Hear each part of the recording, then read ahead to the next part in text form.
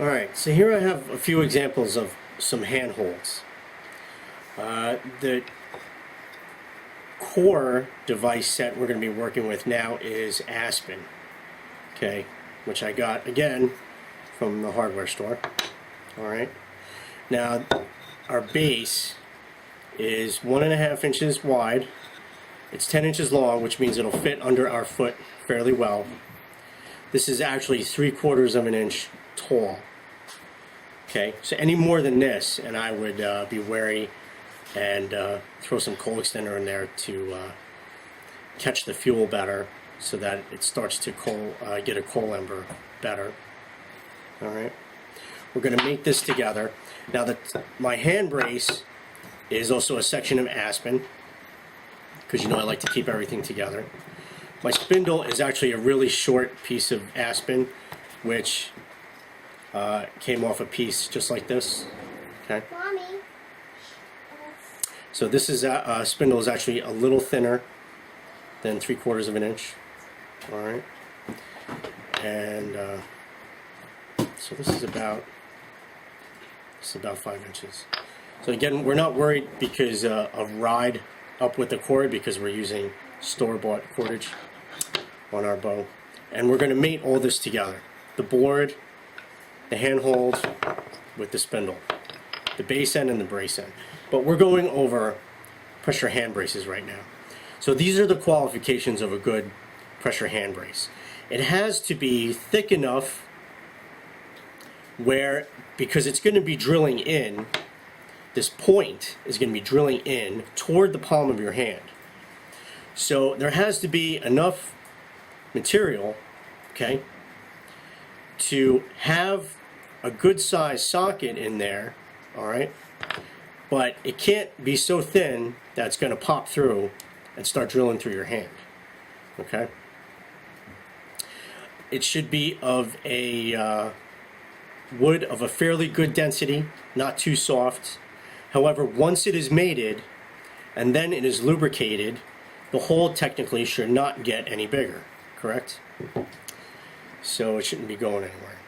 Now, the proper size of a pressure hand brace, the actual width should be at least probably in 1 inch, okay, in thickness.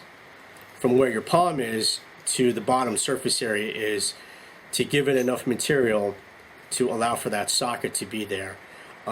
Maybe a little more than 1 inch would be nice, but more than 1 inch actually gets a little wieldy. It gets harder to hold in your hand, because if it's too big, it won't be stable in your hand. Now, the other aspects too are, it has to be a nice, comfortable fit. Again, I had mentioned earlier with the pressure mouth brace that I like a flat one better than a cylindrical one, or one that is round, because it's harder to tell which way it's being held. With the pressure mouth brace in your mouth and it being round, it's kind of hard to gauge whether it's horizontal or not, or you're keeping it straight, it's not going to slip off or go anywhere. Well, that rule to me applies as well with the pressure hand brace. A flat one, in my opinion, is better than one that has a rounded surface. Okay, now, it may feel very comfortable on your hand, the rounded surface, but to me, it's my opinion that it's harder to gauge if it's straight or not. Okay, because it's kind of hard to tell. If you rock a little bit forward or this way with something that's round, you're not really sure whether or not it's flat or not. Okay, whether it's perpendicular to the spindle or not. So I always recommend a flat one over one that's curved. Okay, this one happens to be made out of I believe a piece of oak, and the other aspect that I really like that you should have concerning a pressure hand brace is that it has to be the size of your palm or a little bit larger. Okay, smaller than your palm and your fingers will wrap in too close, okay, which is near the hole, and you don't really want that. And then you get into kind of an awkward kind of grabbing on the side kind of position, all right? You don't really want that. You want something that has a little bit of meat on it, that you can get your fingers around, okay, like that eagle claw kind of thing I talked about, eagle claw kung fu kind of grip on it, where you got to really, your fingers are really grabbed around it, thumb and your fingers, and the hole has enough of that negative surface area away from your fingers where if this starts to burn, especially when you're mating, you want a good clear space away from, especially from when you're mating, because you will burn the tips of your fingers and they will get brown from the smoke. Okay, and then you're going to get that like smoker's fingers kind of stains, and you don't want those either, really. All right. Another aspect too is its shape.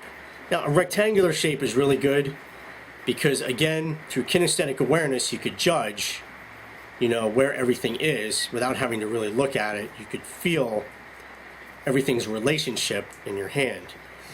But another good one too is something that is completely round. This one is made out of soapstone, and it's one of my favorites. It's flat on both sides, which is, again, an aspect I really like. But it fits nicely in the palm, so it's just about this little smaller than the size of my palm. But when I grab it, all of my fingers can get around it, including the thumb, and it has enough negative surface area here away from the hole. Not that this would really burn, because it is stone. And even with a little bit of grease in there, you shouldn't see any smoke in here regardless. It's the wood on wood ones you really have to be concerned with.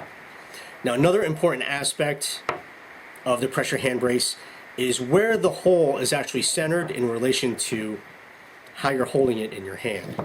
Now, if you look at your arm, your wrist, and your hand when you're applying pressure, okay, if you follow your forearm down to your wrist, to where the palm is, okay, this part here is going to be your strongest point, okay? Anytime you get away from where your arm is, the straw principle, right, it gets a little weaker or harder to control.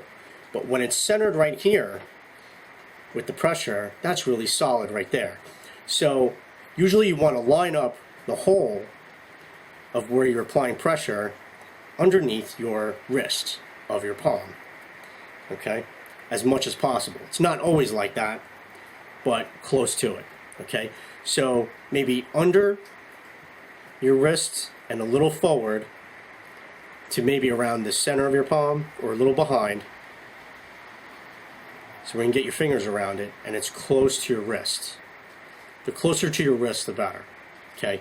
Because you're going to be bent like this, as you saw. All right. Now this one, as you can see, there's more material on this side than there is on this side, okay? And that's because your thumb goes here, and all your fingers, which are longer, go around here, and it's kept away from the hole, if you could see. See, the more material here, it's well thought out. This is that forethought thing going on, like a Prometheus thing. Okay, you got to think these things out in the preparation. All right. And here's one that's really well thought out. This is one a friend of mine carved a while back, Danny, who I used to work with, Dan Stanchfield. Shout out to you out there, right, bro?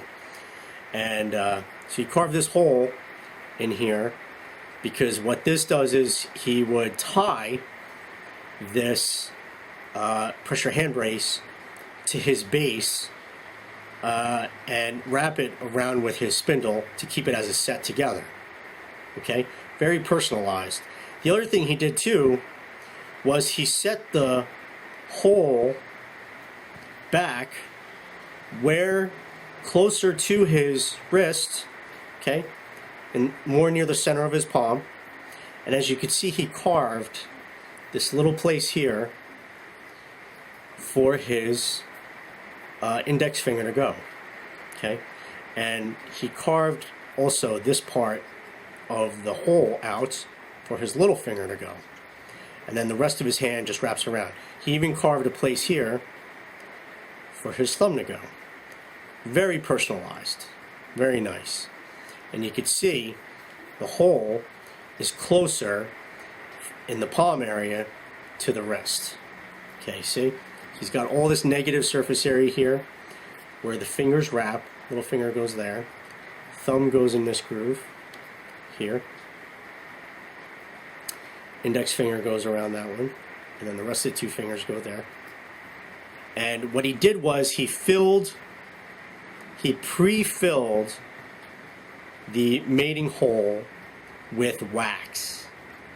So he didn't need to go find a lubricant when it came time to burn this together with whatever kit that he's going to use.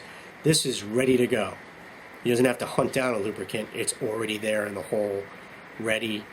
He would probably even scoop it out with his knife, leave some in there, and maybe even let it mate again, and then he would still have the wax left over to throw back in there if he needed more lubricant. Very ingenious, right?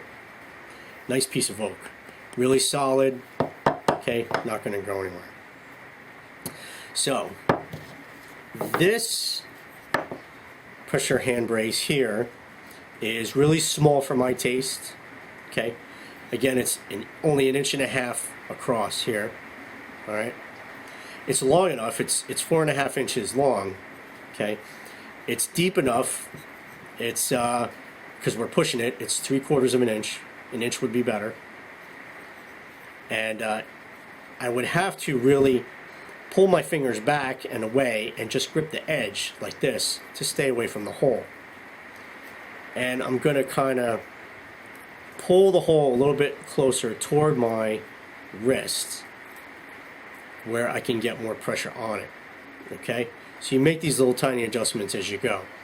But just to show how this goes. So let's mate this together. I'm going to get in position.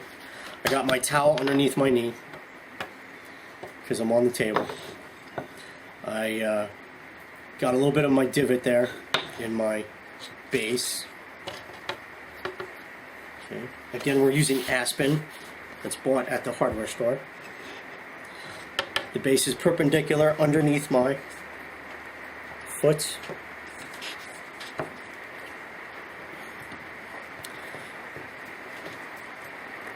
Now the center of the hole, okay, that's in the pressure hand brace, is close to my wrist area in the palm. Okay, really at the base of the palm almost. Now my fingers are off the pressure hand brace because it's a little small. But keep that in mind. My arm is locked up against my leg, although you can't see it. And we're just gonna get this warmed up.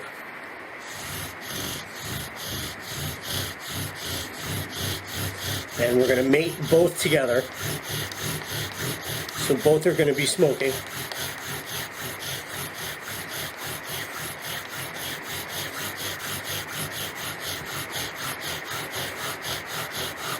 I'm going to slide forward to give it a little bit more pressure. And we're just going to keep going until the brace end and the base end are both well mated. Which means they're burned up over the edge.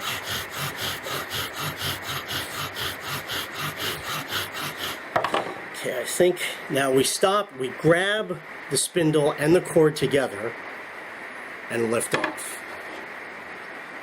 Okay? And put it aside. So that's well mated. Okay? It's burned up over the edge. It's burned up over the edge of the cylinder. It has a little sphering. We're going to take that down. It's well made. It doesn't go anywhere. See, it doesn't slide anywhere. And I'm going to put a notch in that toward me, like before, and we're going to light this up after I lubricate the brace end and the pressure hand brace. Alright, so we've put a notch toward me on our base end of this piece of aspen, Now I'm thinking this is a little high, this 3/4 of an inch. So what I'm going to do is, for our coal transfer device, I'm using a maple leaf seed carrier. I'm taking half of that.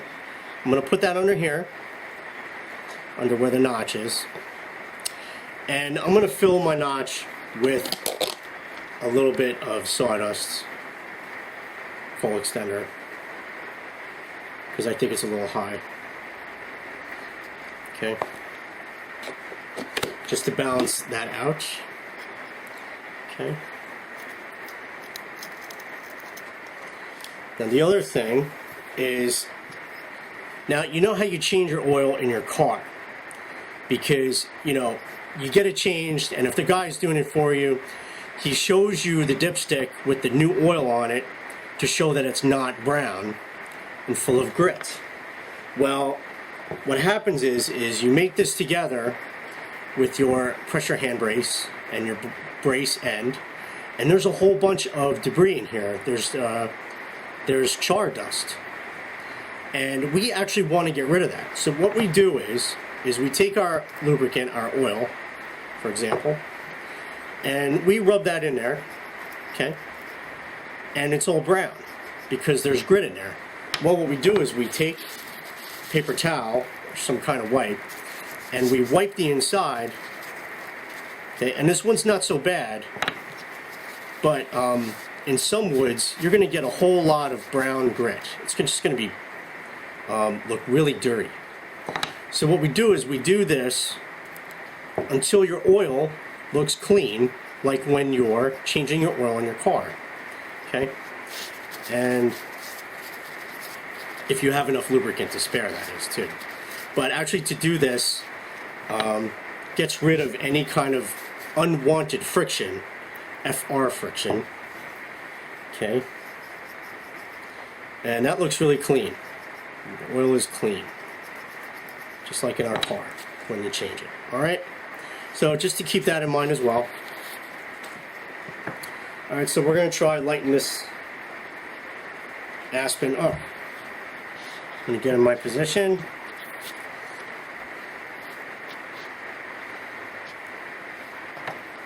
Okay.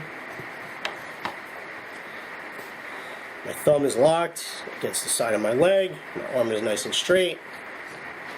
So when I apply pressure with my sliding, I'm comfortable. My back knee is behind my toes and my heel in a line, so that the bow, when the bow moves, it slides right past my knee. It's not in the way. I'm out of my own way. Okay. It feels nice and smooth. Just going to warm it up. Oh, you know what I forgot to do? I forgot to flatten it, because we have sphering, right? Well, I want to balance out the mean, so stop what you're doing when you remember something, because right now I'm in the during stage, right? Instead of before. So we're going to flatten that out, and I'm going to come back and do that again. Alright, so we're back. So I flattened out my spindle, okay? Because the only surface area that's really necessary is the outside of the diameter of the spindle, okay? Because the center is just dead space. The real friction is on the outside, and that's what we want to concentrate on. Remember, keep things within the balance of the mean. All right, feels very smooth. Gonna warm it up. Get everything locked. Get settled in position. Settle in, and just let that warm up. Nice long strokes, not too much pressure. I feel that it's warmed up, so we're going to add speed, more rotations, more pressure. I'm sliding forward, though you can't really tell.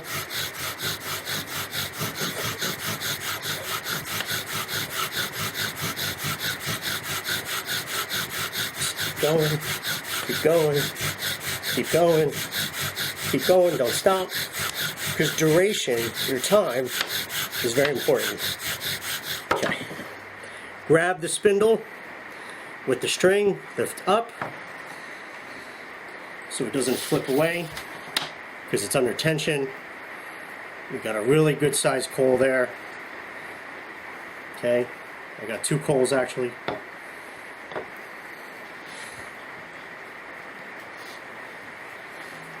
I have 2 coals. One here and one here.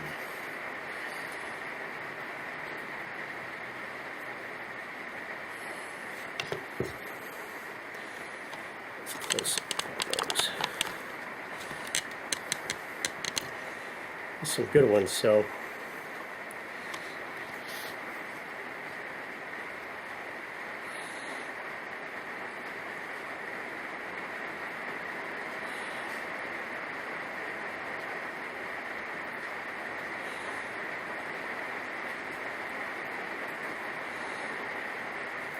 very nice, right? All right. So our next device that we're going to talk about is the bow itself. All right, next.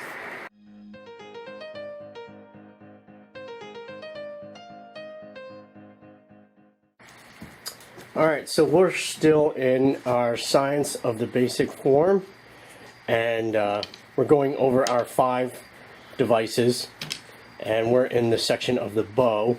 We went over spindle, base, pressure hand brace. We're now working on the bow, and then we're going to work on cordage, or the cord.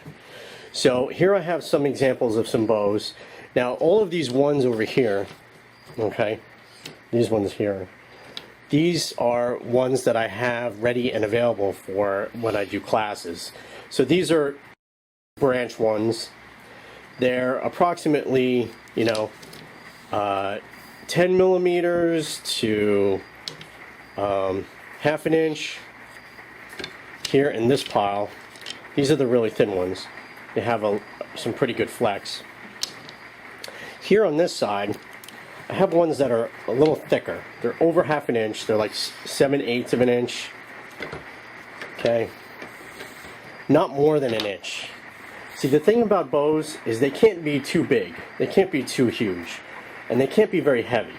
Because, you're swinging this thing back and forth like this, and your arm is going to get really tired. It's okay if it's a nice light wood. It just has to be strong, and it has to have just a little bit of flex. Now these ones that I have here on the right, these ones have less flex than the ones on the left.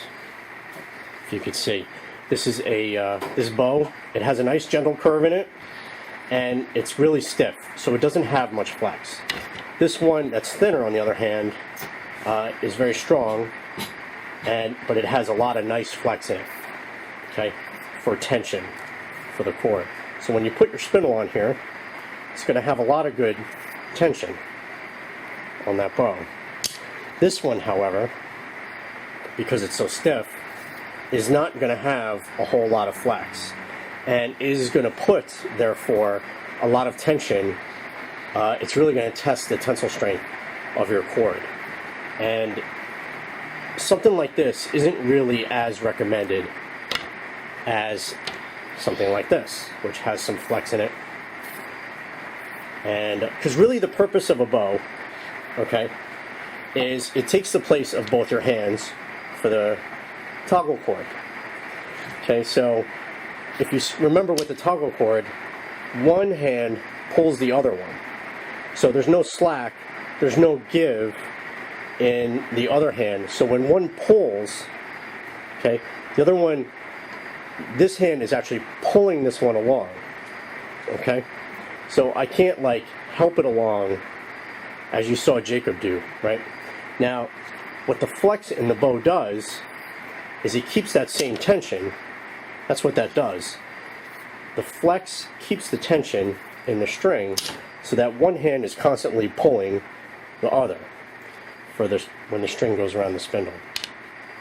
So the bow's purpose, its function, is to transfer the energy of your arm, okay, the cord wrapped around the spindle, okay, the friction, the energy, the friction is applied from the cordage to the spindle, which turns the spindle, okay, and the pressure of your pressure hand brace focuses the pressure downward from the spindle to the base, okay, and therefore giving you that friction that we really want.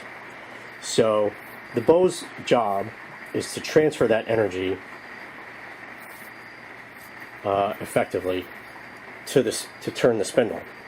So the bow is taking the place of your hands. That's what its job is. So instead of you having two hands, you now have one, instead of having to use two. Okay. Now these are all branch ones. This one here, in fact, a lot of these here are made up of either scrub oak, like this one that still has the bark on it, or blueberry. And the scrub oak and these blueberries came from the Pine Barrens, the South Jersey area, and they're very effective and very useful. And then we have other assorted branches here as well. This one is also scrub oak. Because it's thicker, it has less flex. Okay, and a nice bow has a little bit of a curve in it. Doesn't even need to be a lot of a curve, like this one. It just needs to have a little bit of a curve. In fact, it could even be, you can even get away with something that's really straight. But you can see this one has just enough of a curve in it. Now, I have some other ones here, which I'm going to show you real quick. This one is made out of rattan. Okay, it's really roughed out. And all this really has is a notch here to hold this knot, and a notch here. But this one is tied around. So when you pull on this, I would actually tie that down a little bit. This one is going to have a little bit of flex on it because the rattan is very flexible. Okay. Here's my larger one.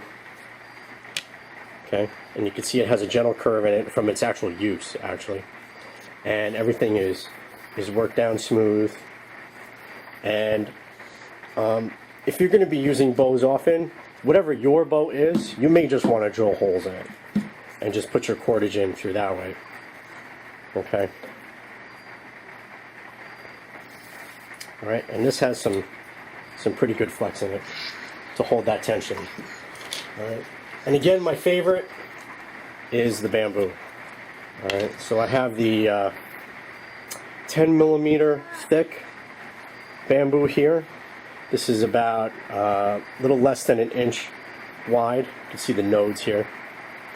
And the other thing about your bow is you want it to be about arm's length. From underneath your shoulder, or I should say your armpit, to your fingertips. Okay, is a good length for a bow. It should be fairly straight with a gentle curve, and should have a little bit of flex in it. Not a lot, where you bend it like all the way down like this. It has to be able to hold tension. Okay. This one's a little thinner for smaller sets. Here you can see the size difference with this one. And of course, a shorter bow is going to give you less rotations because you have less cord. So now you only need a bow as long as your arm, because that's really all the amount of rotations you're ever going to need to stay within the mean. Now if you have a shorter bow like this one, you're going to have to actually increase speed to make up for your lack of rotations, possibly. But if you have a smaller set, that means the diameter of your spindle is smaller and you have less surface area, so your rotations should equal to about the same. You wouldn't put a huge thick diameter spindle on something this small. You wouldn't be able to get nearly the amount of rotation and speed that you actually need. Okay. Now for some really super small sets, this one has some natural cordage on it, and this is a split branch which holds the knot cordage in there. And this is a natural Y branch which is used to hold the loop of natural cordage in there. And we're going to go over cordages next. Okay, and it has a little bit of flex in it, as you can see, to maintain the tension without snapping the cordage, which is what something like this can do because it's so thick. It could snap your cord, okay, because it doesn't have any flex. Now this definitely doesn't have any flex at all. This is really thick. This is a branch that was carved, and I think by my friend Dan, who I used to work with, put a, he drilled a hole actually through the handle. The hole goes through the length of the handle out through the front here. Okay, so the cord actually runs straight out through this side, and he drilled a hole through this side. So you can get as elaborate as you really want. And this doesn't have any flex, but if you can get adjust the tension just right with the cord, this would be very, very effective. And again, this one is very small. Okay, so this is for really small sets. This is like not even half the length of my arm. It doesn't even go to my elbow from my fingertips. So it doesn't even go to my elbow. And here's another one I want to show you. And this is a really nice one that's really well made. This is made out of Osage orange. And it is carved. And one of the reasons why it is carved is because it once was an actual bow, as in bow and arrow. Now, if you could look at this area here, this was a handle.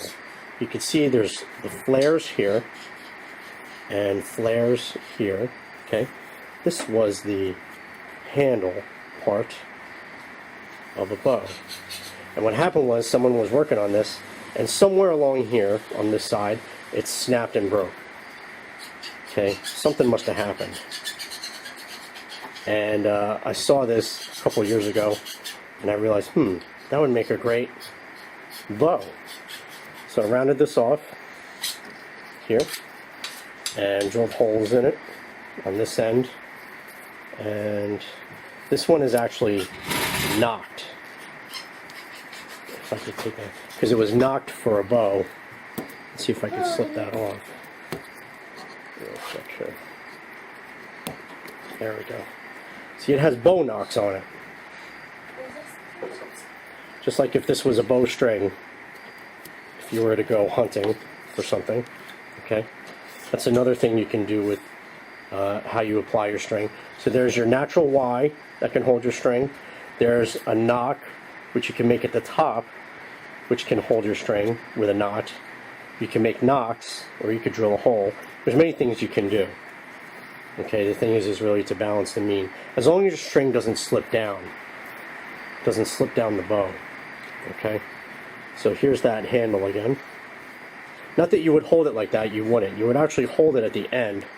You hold your bow at the very end, here, in the back, so that you can get the maximum amount of rotation. You wouldn't hold it here and bow like this. You wouldn't do that. That's really just not effective. It's not a good transference of energy. You hold all the way at the back, and you let the spindle ride, literally, from one end all the way to the other. Okay, as much as you can, to get as much rotation and as much speed as you can with that. And this has a nice, perfect curve to it, too. And this is practically indestructible, because it's Osage orange. And the other thing, too, is I know that the grain does not run out, because whoever was making this bow was following the grain. Even though it has branch knocks in it, you know, no big deal. Still very well made, still very strong, very effective, and you'll see this in use later in a little while. Okay. So, but what we're going to do real quick is,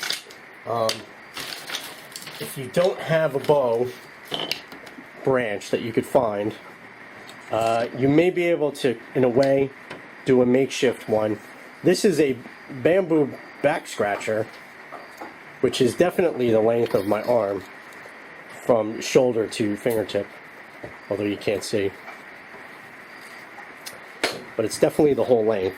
And it has flex, which is what we want, okay?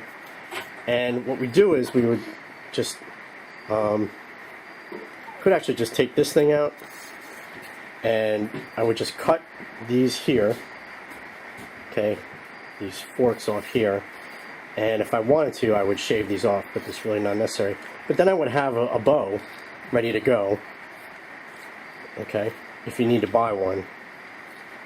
Bamboo is always best because definitely the grain runs through, because this is the outside wall of a stalk of sapling of bamboo, if you want to call it a sapling.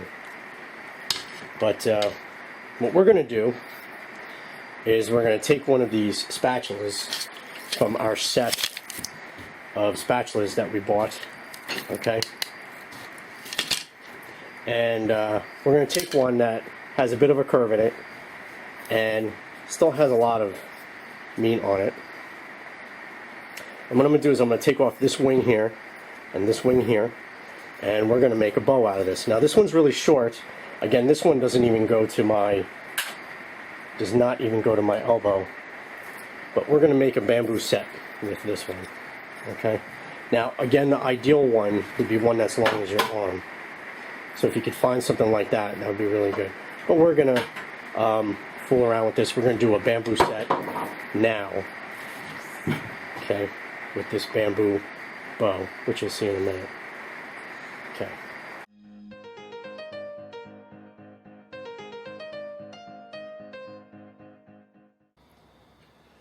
So we're in the science of the basic form of the bow drill, and it's a science. So here we're showing with proof that with more pieces there can be less effort. There can be more reliability, which is very important because we really want to get a fire going. But the unfortunate flip side of that is it also comes with more upgrade complications. The more devices you have, the more of the variables need to be balanced in order to make these things work. So your first 4 variables on the list that we usually go over are very important. The clarification of the need, which we did.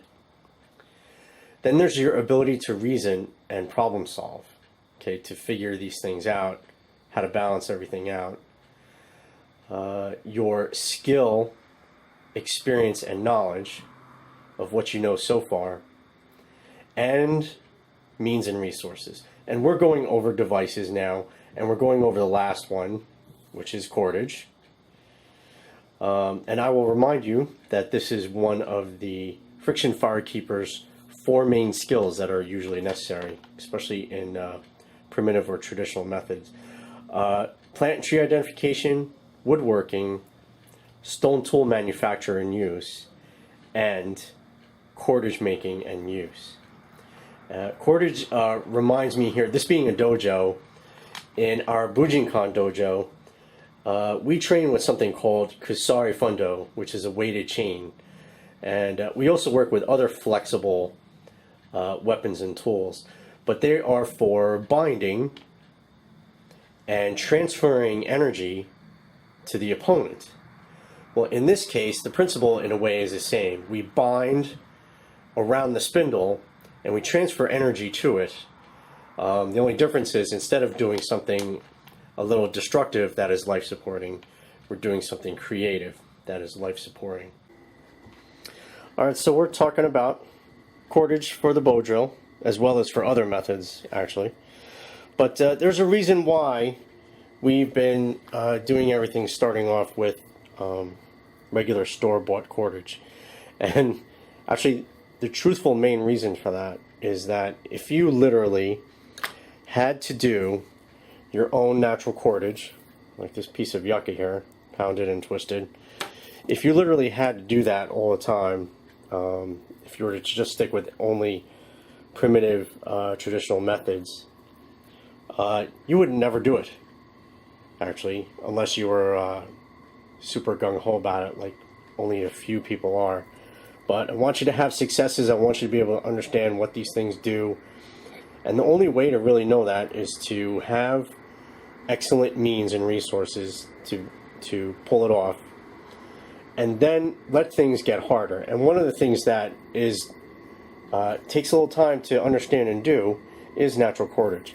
Now, here we have a old strip of poplar bark, which was, if you could see the curls here, was on a bow.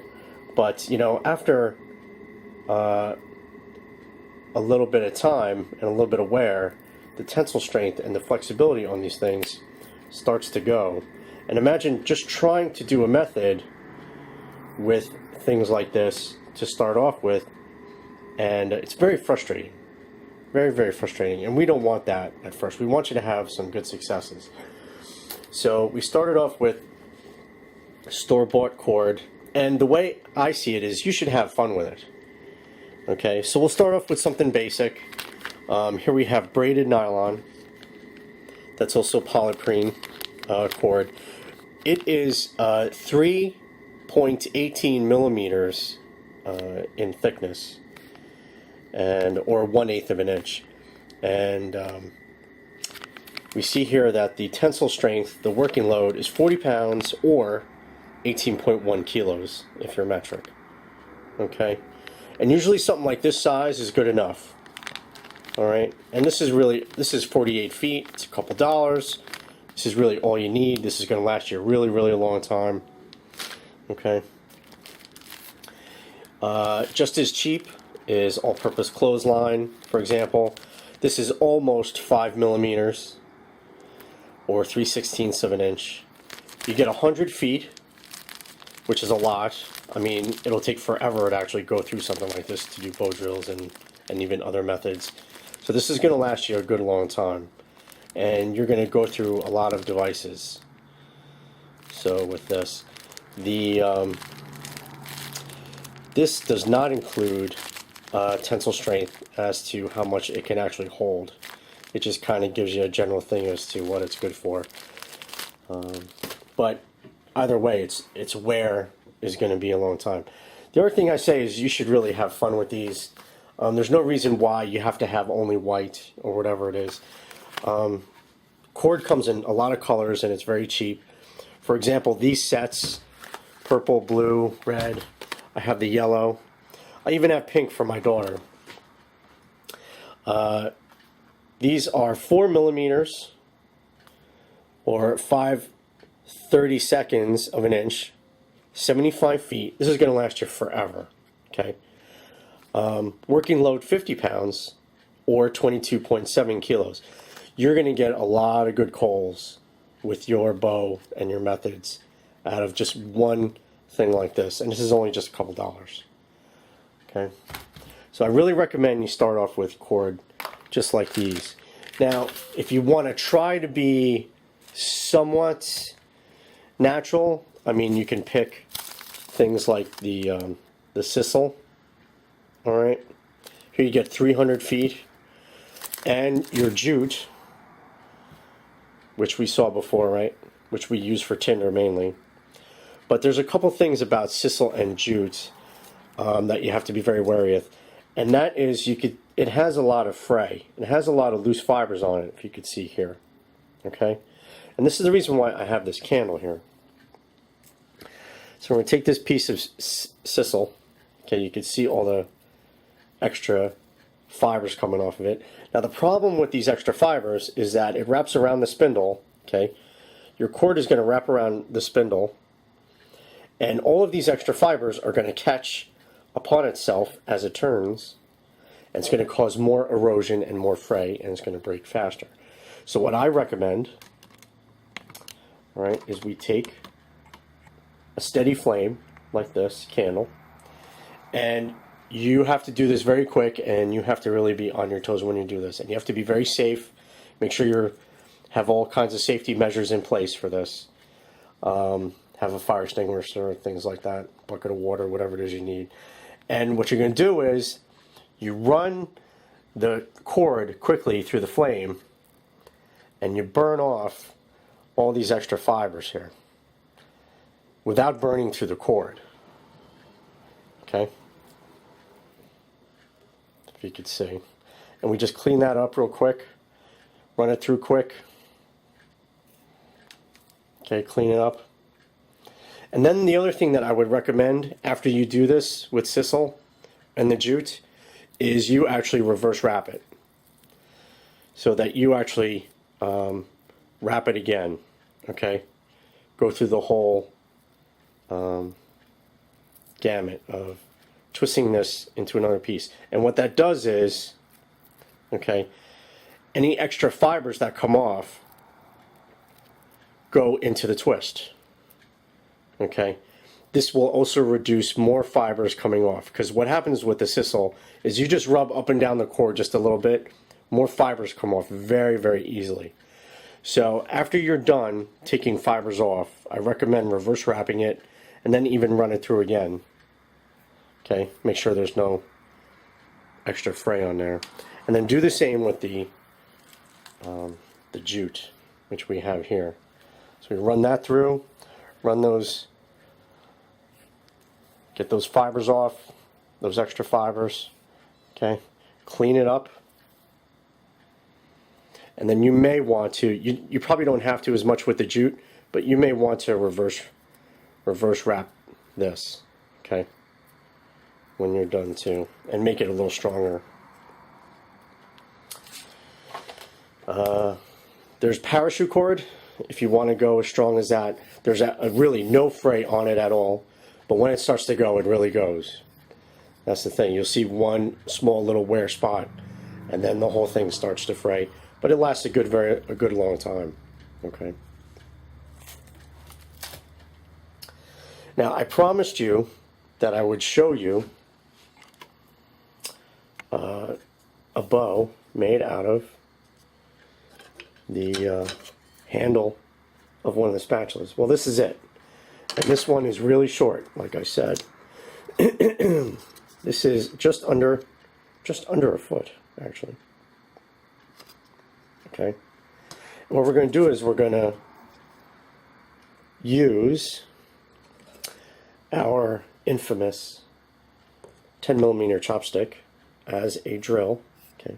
This drill, oops, happens to be 7 inches. Okay. And our board will be a handle of one of the spatulas here, and it's already been mated. It has a notch in it.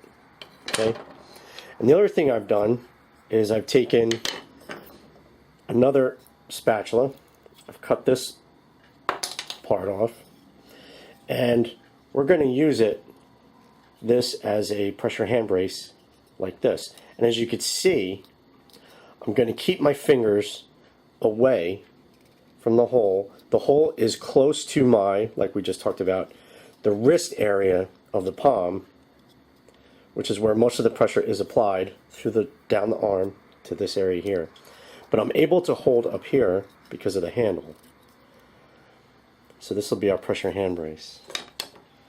So let's get this lit up.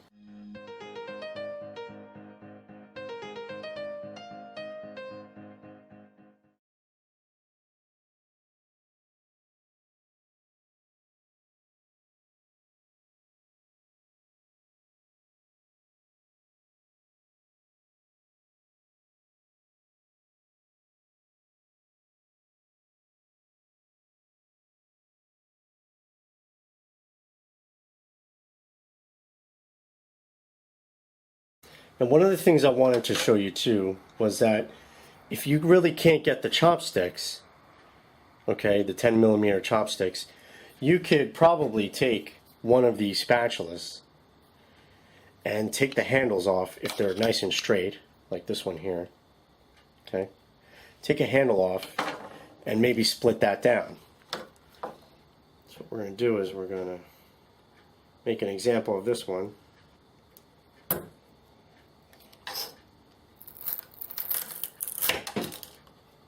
Okay.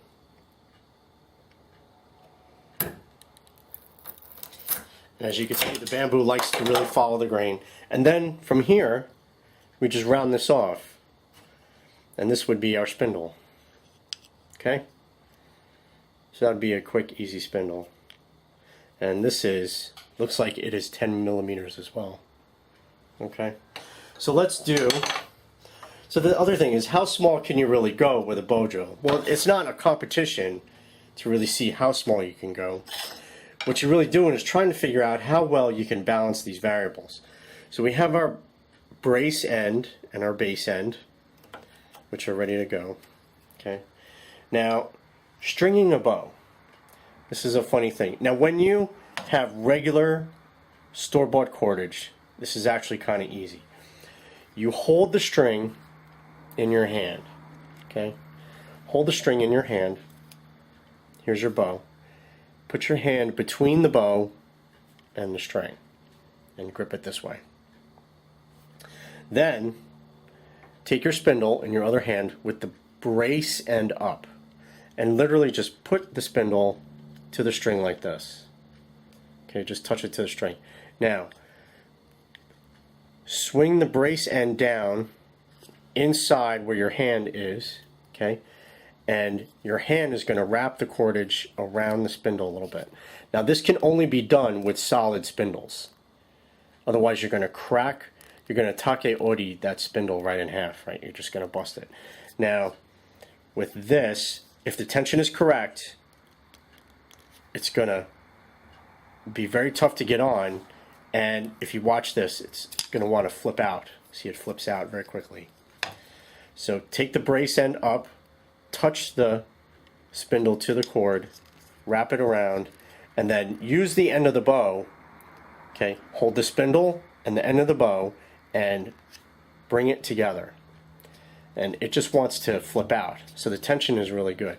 And what the bow itself is doing is making the tension.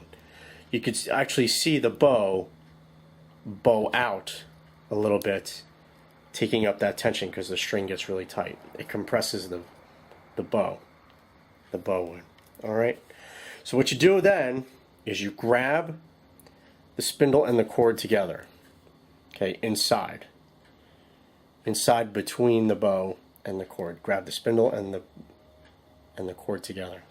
All right, and you're ready to go. With your other free hand, you pick up your pressure hand brace. And this is going to be a bit of a small set. Now the reason why we're doing this small bow is because we have a very small spindle. The spindle diameter is only 10 millimeters. So we should be able to get enough rotations on a bow that's the size of only a foot. But spindles that are of a larger diameter, you need a larger bow, just to make that clear.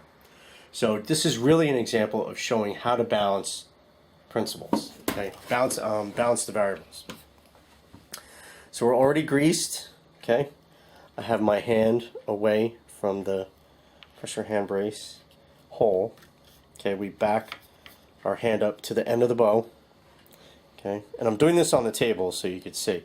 Now I'm using my chest to lay on the pressure hand brace with my hand in order to give it pressure and to brace it.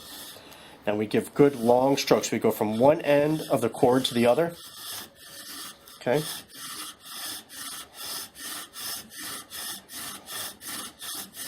Start off nice and smooth. I didn't mention that I had already flattened the spindle a little bit too because it had sphered. Now we're going to increase speed. Okay. Increase speed. And we got us a coal.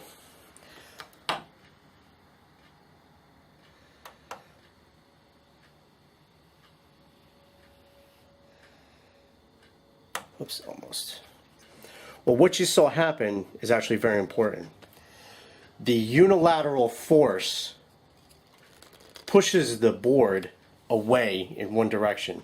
Now, usually that doesn't happen with the bilateral forces of a hand drill or a mouth drill, because that keeps the board in one place.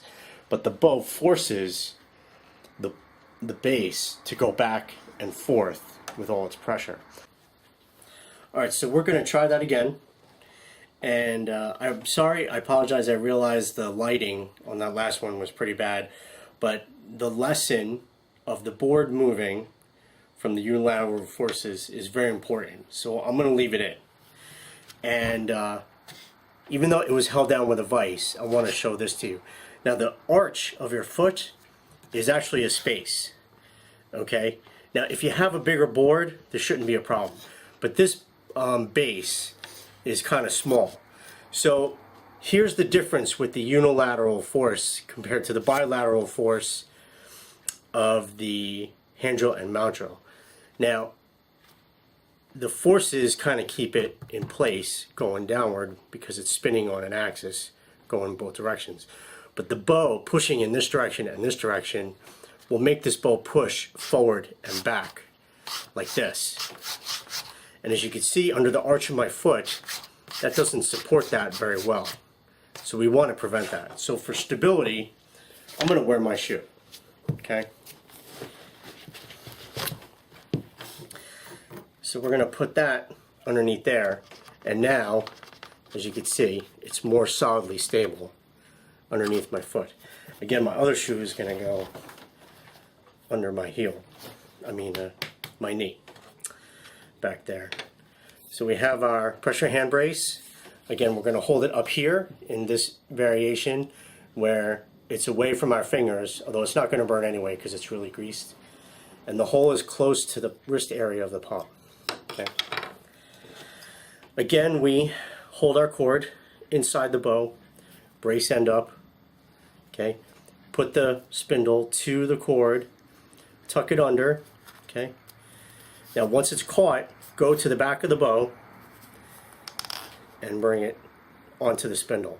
Now again, this has to be a really solid spindle to do that with store-bought cordage, because you will break the spindle. Okay. So we get in position. Our axis is straight up and down. Okay. Where I'm locked up against my leg, I make sure that the spindle is straight up and down, not off on an angle. The other thing I've done here too is I put the notch toward you so that you could see it instead of it toward me. Okay, and we're gonna get a little closer on that so you can see that fill and actually work.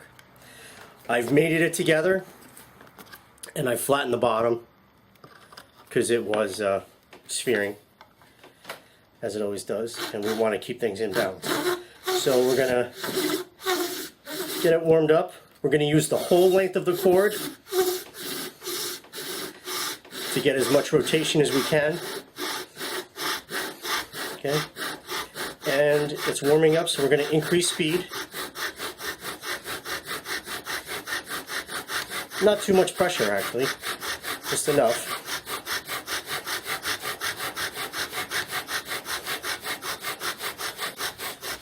You can see that the board is actually still moving a little bit.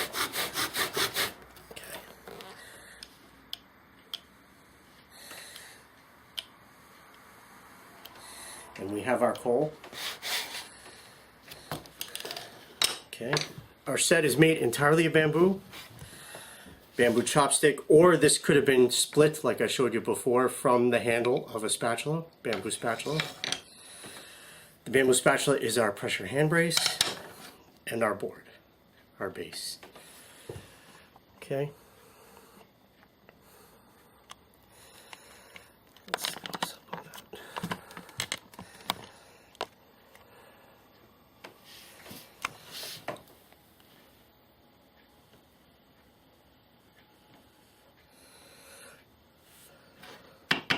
Right, and onto natural cordages.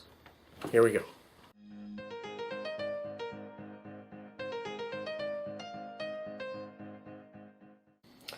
Alright, so here's some examples of some natural cordages that I haven't gone over with you yet. And here we have some yucca leaves. Now we've done plenty of yucca stalk spindles, but the leaves are some of the most excellent cordages around. Some of these are already dead and dry, the brown ones, but I still have some that are still a few green. Okay, and the only thing you need to do with these is separate the fibers. Now these still are not so long dead that they didn't lose their flexibility. Remember, we're focusing on two things: tensile strength and flexibility. So the tensile strength is really, really there, but the thing is, we don't want to lose the tensile strength with the manufacturing of how we make it flexible. So we want to make the cord flexible, and you could probably get away with just twisting this. In fact, maybe even twisting a couple of these leaves together and making a cord that way. But if you have very large leaves, some of these leaves are really pretty wide. This species of yucca, the leaves are kind of thin. And just as an example, the base is a little thick, and then it turns into like a sword-like needle point. And how you separate the fibers of these is you get yourself a hard anvil, like a round rock. Round is always best for an anvil, and a hardwood mallet. Or you can go hardwood on hardwood. But I really like the rock anvil if you're going to do this. And what you do is break up the fibers and separate them this way. And this is monotonous. It is a little time consuming. So again, imagine going through all this work only to maybe have it break on you. Now the wooden mallet is soft enough that it doesn't pinch the fibers, like I probably had mentioned earlier. If you have another rock and you go rock on rock like this, you end up pinching the fibers and you actually cut the fibers, and you don't want to do that. You don't want them cut, you want them separated. And so you need something soft on something that's a little harder. So some of the sheath is coming off, but the fibers are starting to separate, as you can see here. Okay, and we just want them separated. The separation of the fibers also increases flexibility, okay, without losing tensile strength. Okay, don't lose tensile strength, have good flexibility. Okay, and then what we would be able to do, if we want to, is we'll go down this whole thing, this whole section, and we can reverse wrap it like I did this one yesterday. Okay, so this yucca is a little drier than this one from yesterday, so it's starting to lose its flexibility. If it loses its flexibility, it's going to start losing its tensile strength as well.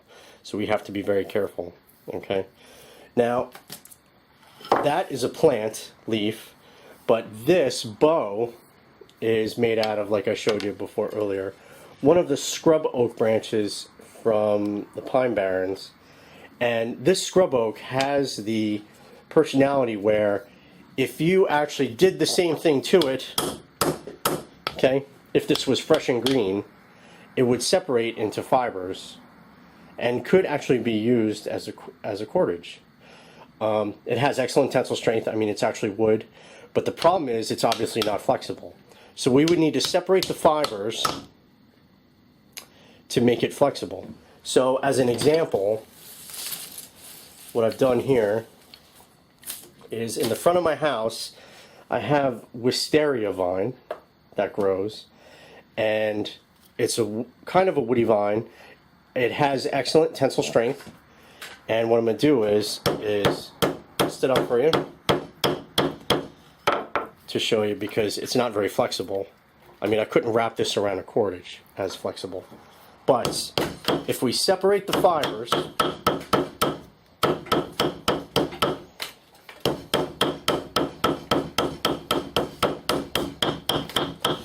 in the personality of the wisteria, it has a woody core that looks like a pencil lead, and you want to take that out of there, out of the center.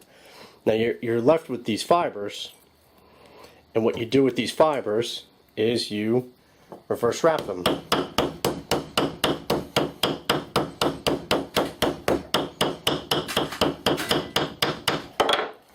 Okay, and here are the fibers separating. Kind of looks like sinew.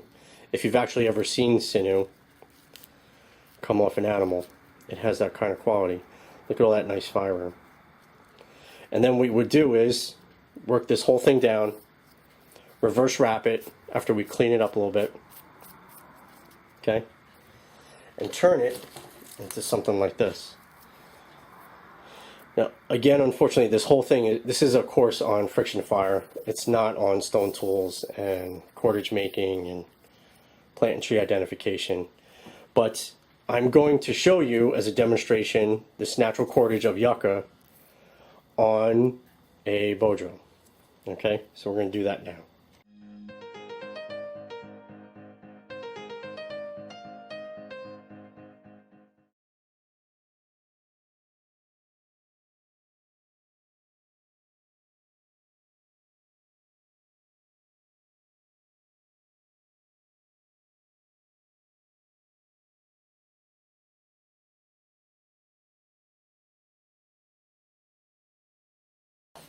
Alright, so we're ready to try our yucca set. And when I mean set, I mean really set. So we're using yucca cordage, which we pounded out yesterday. Okay, it's on a blueberry bow, which has a lot of flex.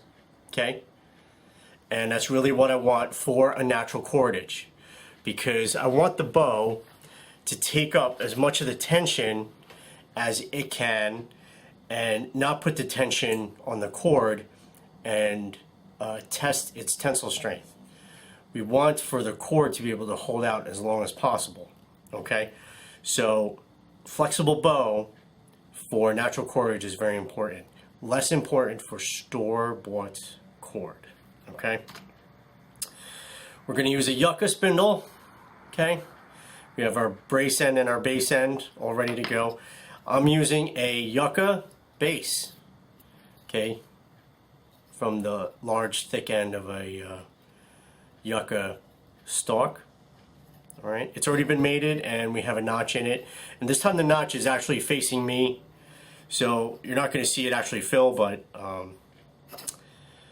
you'll see the end result, right, and evaluate. Now this is the yucca pressure mouth brace that you saw previously, the round one, and because you know my cork, my affinity for keeping as much as the same material as I like together. So again, the pressure mouth brace, or in this case, pressure hand brace, the material really doesn't matter as long as there's no friction there and enables me to apply pressure to the set. All right. Now, when you're using natural cordage, there's a way to actually put the spindle on. And again, you're going to have to keep your bow at an angle to keep the cord from rubbing against itself, from making itself erode. So you've seen me do some bowing, but you see me keep the bow level. Okay? In this case, the bow is actually going to be on an angle like this, and what that does is that keeps the cord from actually touching itself as it wraps around and spins. Now, I don't want pressure. I don't want pressure tension to break the cord while I'm trying to wrap the spindle. Okay, you can't wrap a spindle with natural cordage the way you can with store-bought cordage. And so what you want to do is you kind of want to, I have the bow on my shoulder here, and I'm going to press the bow up against the ground like this a little bit. And you can have your own technique for how you do this, but this is how I do it. And that loosens the cord. Okay, it takes the tension off the cord. Now what I want to do here is I'm going to do the reverse. I'm going to touch the cord with the brace end up, but this time the back end is going to come up and around. Okay. Oh, and by the way, this was mated together and this was flattened to get rid of this fairing. So we touch, and the base end comes around. Okay. And we carefully fold the cord together, and we don't want it to touch itself. See that? It's making an S around there. It's not fully all the way together like it was with the store-bought cordage. And the bow, and we're going to grab the cord and the spindle together, okay? And the bow, when I hold it, is going to be, the handle is going to be down in my instance, and the tip is going to be up to keep that angle where the cord will not touch itself, all right? Now, I think the board is high enough where it will fit under the arch of my foot without it moving too badly. So we're going to do that. I got my shoe underneath my knee, my right knee. That's another thing I kind of didn't address, is right or left-handed. Well, literally, you just have to kind of just do the opposite of what it is that I do, since I'm right-handed. So when you're right-handed, you bow with your right hand, and your pressure hand brace goes in your left. And if you're left-handed, it's just the opposite, or probably should be, unless you're ambidextrous, and then it really doesn't matter. So we're going to roll this down a little bit to the back end. Let's do that again, actually. Except I'm going to string this up a little higher to get started, because I really don't want to break my cord for this demonstration. Alright, so we get in position, get all set up. Alright, now the bow is at a bit of an angle, if you can see. Okay, alright. Now we're going to carefully, now you see the string ride up and down. This is what I was talking about before with how much height you need for the spindle, because that cord is going to ride. Okay, so let's get it warmed up.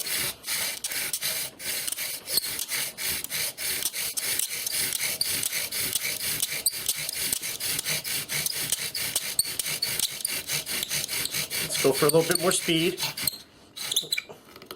And it ran out the top of the spindle, which is really what we try to avoid. So a taller spindle is a help, except when it's a hollow spindle. If it's a, oh, we got our coal. Lucky us. That was quick.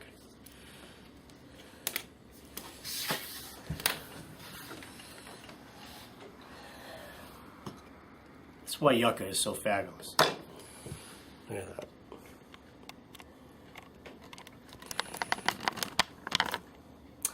And I thought I was going to have to go longer. But this is what makes yucca such a fabulous material.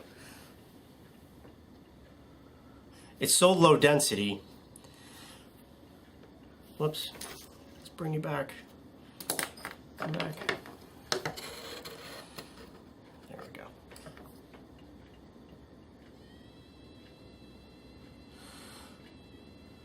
So there we go. Natural cordage, natural yucca cordage, yucca pressure hand brace, yucca base, yucca spindle. The only yucca thing that wasn't there was the yucca bow. So there you go.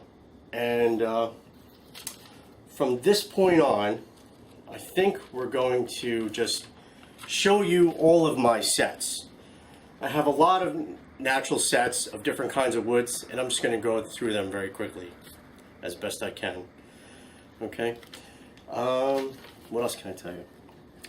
Your cord, by the way, should also be, if you can make it, 1.5 to 2 times the length of your bow. Okay, now 1.5 the length of your bow is probably usually going to be best, because you have to take into account knots and tying it around the bow.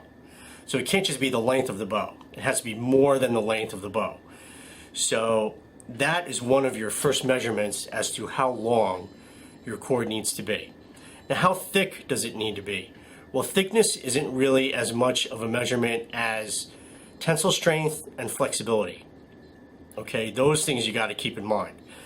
So, the other thing you also want to be careful of is erosion that is caused by the string possibly rubbing together, because it can happen. So you got to get rid of all the fray, all right, for one thing, and just keep an eye out on the weak spots. When you do natural cordage, it's like a chain. It's only as strong as its weakest link. And when you're doing things like splicing and putting pieces together and building a cord from something that wasn't one piece, like these leaves that I'm showing you that are pounded, or the wisteria, which is pounded, which is all one piece. If you're just putting pieces together, like you're doing with plant material or tree inner bark or things like that, it's going to be only as strong as its weakest link, as the weakest splice. So you have to keep that in mind as well, okay? Your tension taken up by the bow has to be just right. It can't be too loose where it slips. For example, I have, where is it? We have this bamboo chopstick here, and if we put this on, the diameter is smaller and it's a little looser. So you can see this just slips. It slips around the cord. It doesn't even turn the spindle. So that's too loose. And too tight, well, that's probably even worse, because one out of three things are gonna happen. Your spindle is gonna break because it's gonna take ori from the cord actually binds around the spindle so hard that it breaks your spindle. It destroys the stability of your spindle. Second, your bow might break, and then you'd have to realize you got a pretty fragile bow there. If your bow actually breaks, your bow should not break. It should have enough flex and it should be strong enough. The worst case scenario is your cord breaks, because you really need your cord. So you have to measure out your tension very carefully, okay? So that it just wants to kind of just flip out of the cord, all right? But after you've done this enough times, as with anything, okay, you get a feel for it and you just kind of know what's going to be too much, what's going to be too little. Another thing I want to mention is that when you're working with brand new cordage, like this yucca I was working with yesterday, it was still green. It was really green, so it was really wet. And I had placed it around a hollow bamboo spindle. And if you know the natural personality of bamboo, it has a natural sheen for the outside. Now, the moisture, and here's the moisture variable coming in partly, the moisture in the cordage from the brand new yucca that was just pounded, when it went around this bamboo spindle, it would just spin. I mean, the moisture, there could not be any friction. So there's no energy transference. The cord is designed to transfer energy to the spindle. But because there was moisture, it kind of acted as like a lubricant in a sense, and the cord just slipped around the spindle. Because the outside, the shine of the bamboo in its natural state is water resistant, and it's very, very smooth. There's no real friction there, and so the cord would just slip around this spindle. So that's one of the reasons why I waited for this to just dry out a little bit, because there would be more friction, and therefore it would be able to transfer that energy because it's binding around the spindle, and transfer that energy to the spindle and therefore to the base and create friction. Okay, so all these little things you kind of have to keep in mind, but the only way you're going to find them out really is to experience them, is that you have to do them, all right? You got to stay within that Goldilocks mean that we talk about all the time, okay? And as the more your skill increases, the more your awareness is going to increase, Right, so you'll be able to adjust and fix things even before you throw everything together. Okay? So let's go over some of my sets that I have, and I have quite a few. So here we go.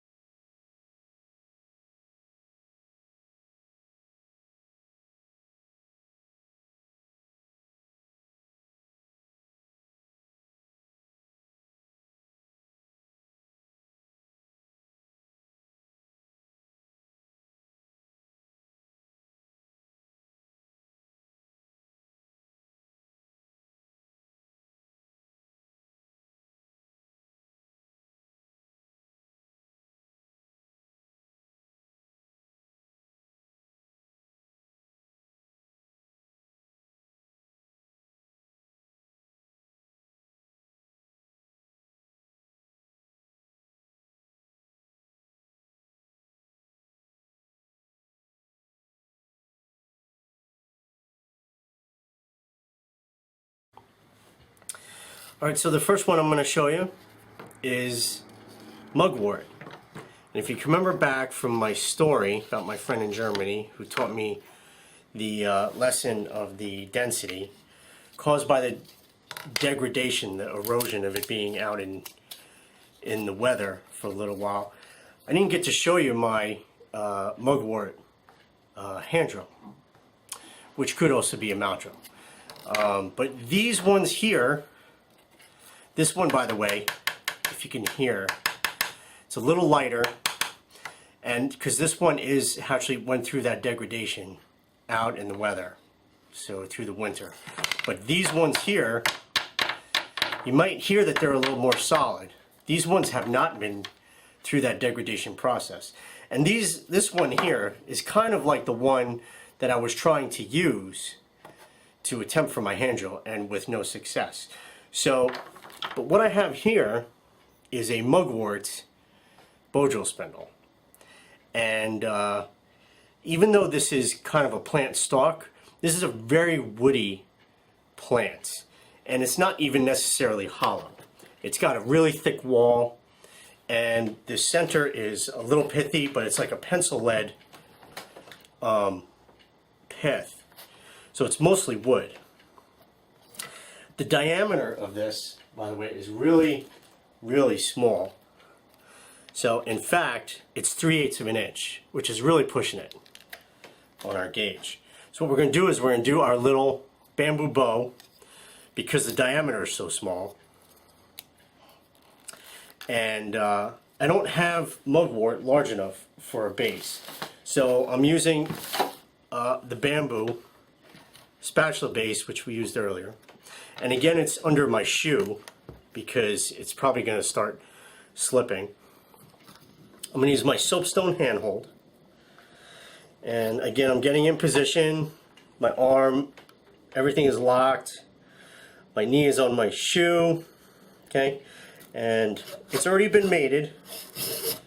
And the bottom has already been flattened from its sphering. I put the notch toward you so that you can kind of get a better view. Alright? And we're going to warm this up and just see what happens.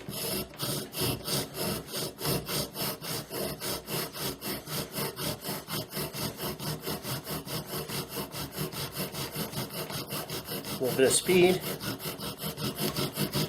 all rotations.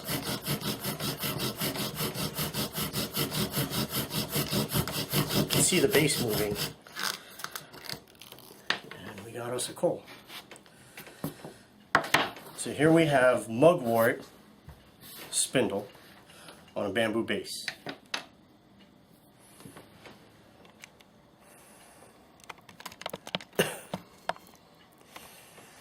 Some good smoke there.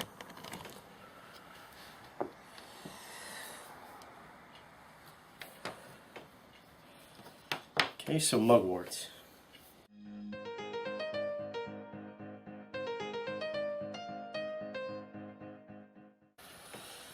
So here's something that we really kind of need to focus on, and that is spindle height in regards to avoiding atake ori.